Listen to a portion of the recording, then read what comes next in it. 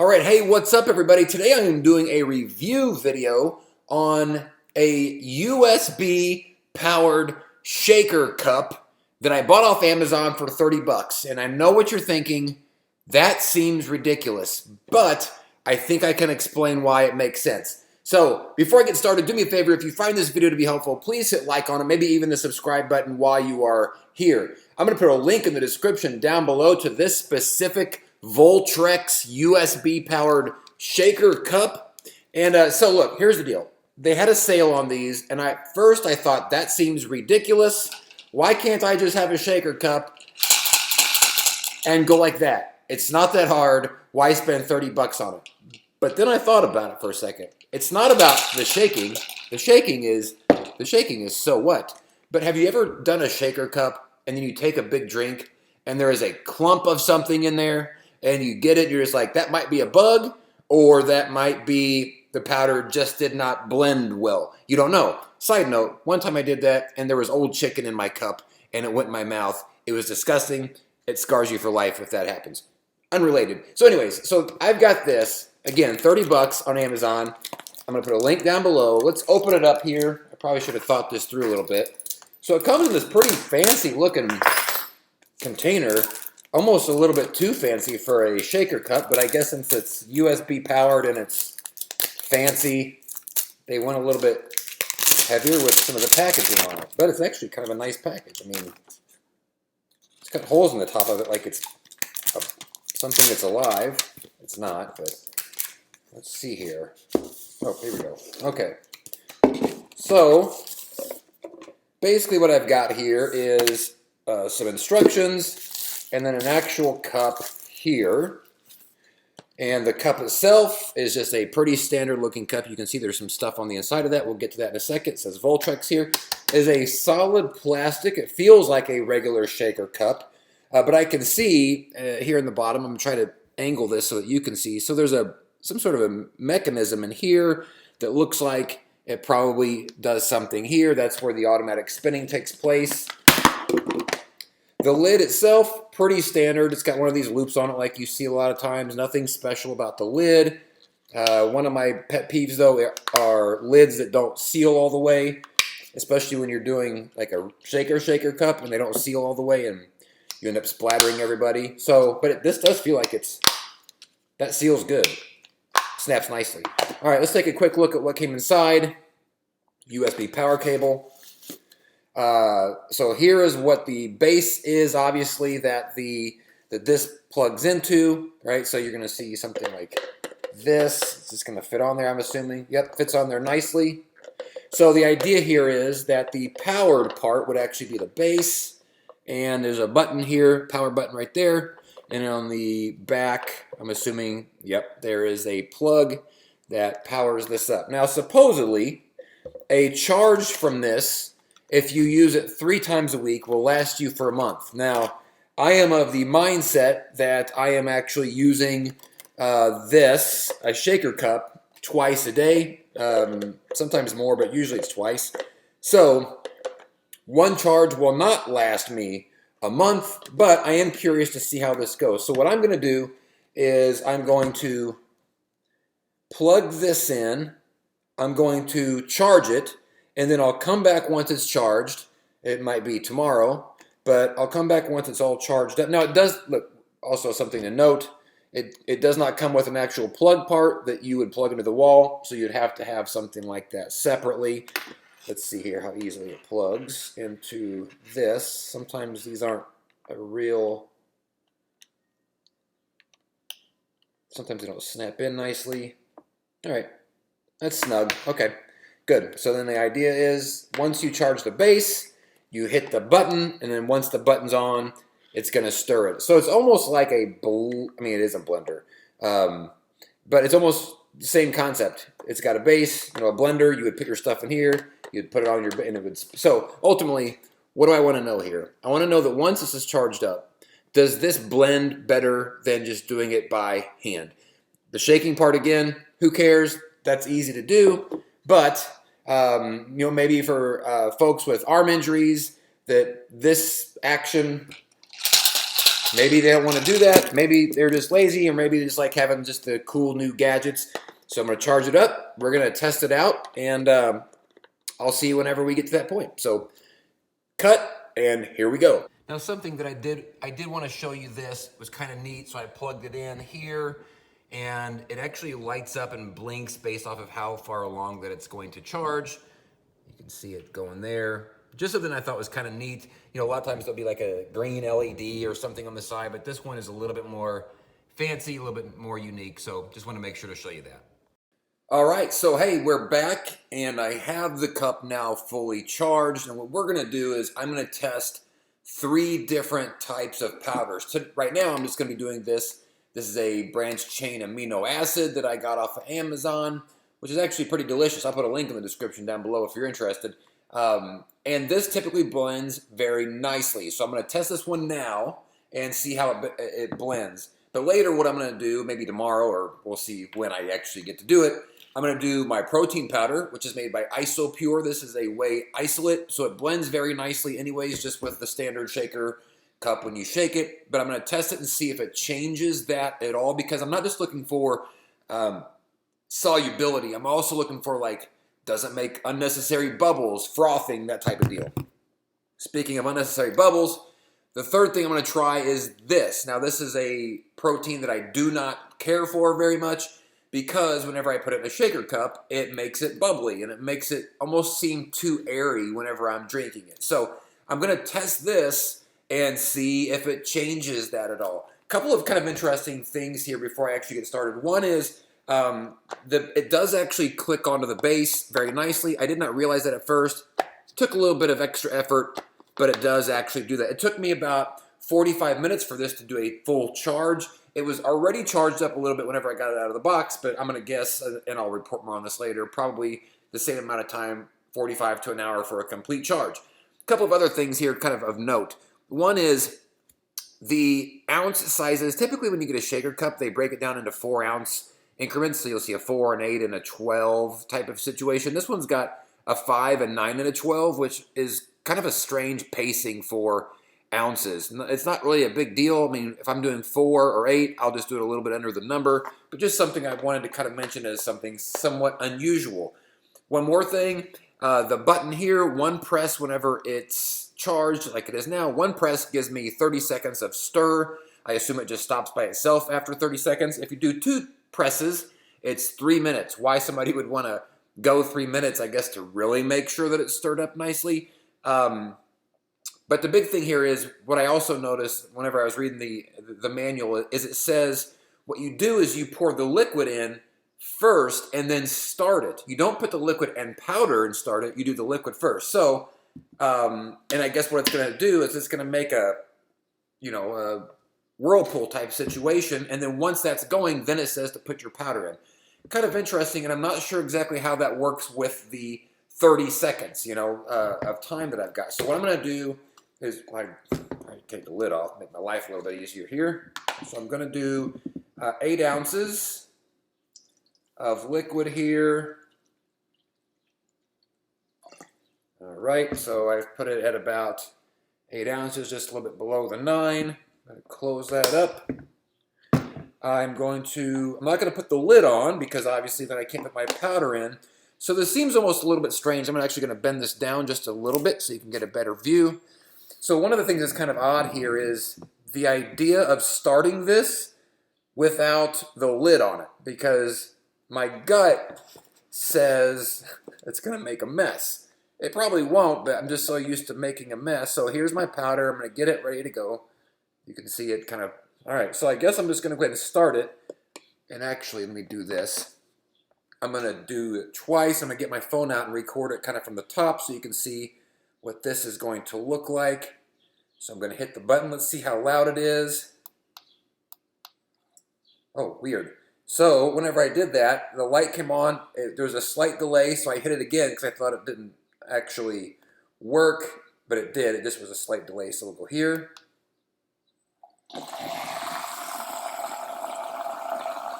All right. Let's put the powder in. That's pretty normal for all that stuff to do that.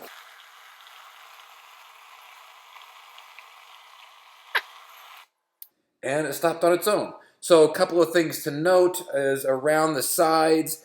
This isn't a powder that's on the side. This is more like a foam just from the powder. So it seems like it's blended. So let me stop my camera. Well, that did not make the mess that I expected.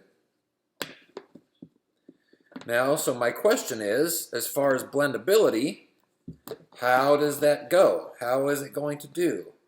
What am I doing wrong here? Oh.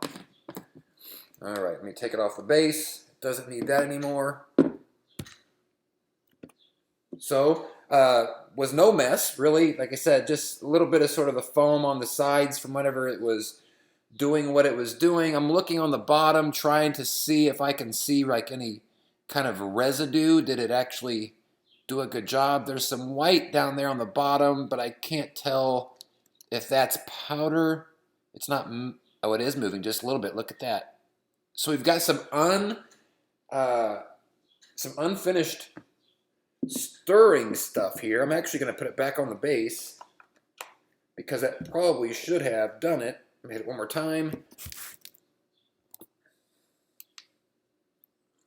You know, and this might be a situation where a longer stir time than 30 minutes would have been required. Or 30 minutes, 30 seconds.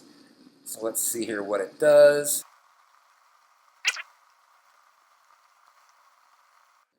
So now this is kind of interesting because, you know, this makes me question if I'm using a standard shaker cup, am I leaving that much in the bottom anyways? Not necessarily surprising, I guess, because I do know that sometimes I drink from a regular shaker cup and I'll get to the end, and I don't like drinking what's at the end of it because it gets a little bit grainy. So, you know, that's kind of an interesting thought here is maybe I'm just losing that much anyways. And now if you can see here, the white at the bottom, there's a little bit down there, but not nearly what it was after just the first turn. So let me just take a quick sip and see what this is like. I mean, sip-wise, it's pretty much like it was before, but it does seem like the white at the bottom is much less than it was prior. So I think after 2 spins, it was much better on dissolving the BCAA powder. Now, the true secret will be once I get to the end of this, will it make a difference? So, let's see.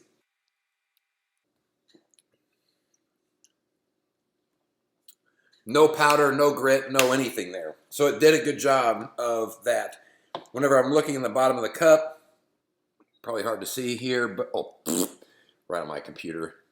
But there's really nothing, I mean, no powder left over here at the bottom, just some suds. So test 1 went good. I think it did a better job than it did just with a standard shaker cup because I didn't have any of the grit at the bottom. Doing it twice made a big difference. Doing it once was not enough. So a 1 minute stir.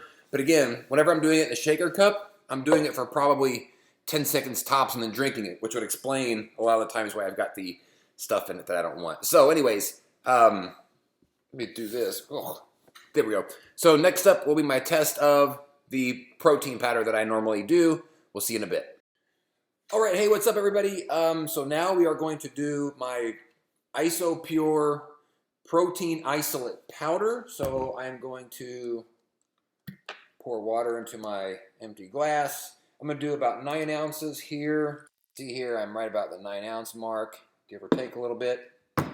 And I'm going to do a scoop and a half, but I don't put that in yet because it wants me to start the thing here first. Okay, so what I'm going to do is I'm actually going to do this twice. Last time it showed me with the other powder, I needed twice to really get it good. So twice is 2 30-second mixes. So I'm going to go ahead and move this down just a little bit so you can see it. And then I'll pour this in as we get rolling. So I'll fast forward this so you don't have to sit through the boring part of this.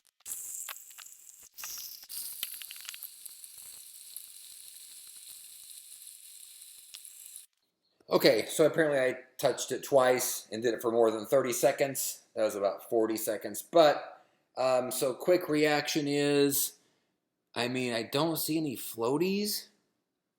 From the top it looks good. let's see here. Now this is the one typically where I have struggled to drink like the full thing because I get freaked out at all the granular stuff at the bottom. So this one's going to be interesting. So I'm not going to do any extra shaking, just going to drink this up.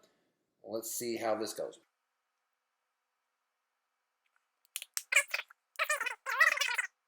And try to show you this without spilling it on my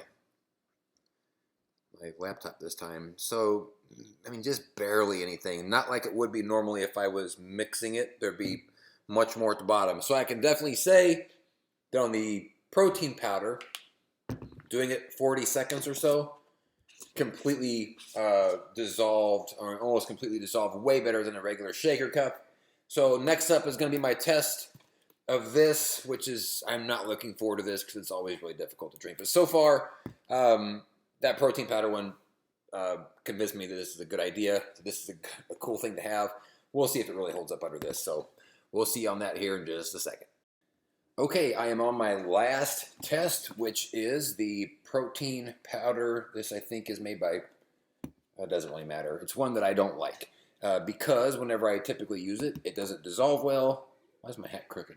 It doesn't dissolve well, and it's always foamy and airy whenever I use a regular shaker cup. So we're going to do this as the final test. Just to recap, I think that it did blend the BCAA powder better, but only after 2 full rotations. The protein powder that I used before, the isolate, I thought it definitely blended it better 100%, and I could tell because there wasn't any chunkies at the bottom, which was nice. So I'm going to go ahead and move this down again. To show you, I am using about 9 ounces, just under, just a little bit. And let's go ahead and hit the button once. Did I do it? Oh, that's where you plug it in at. That's the wrong button. Over here.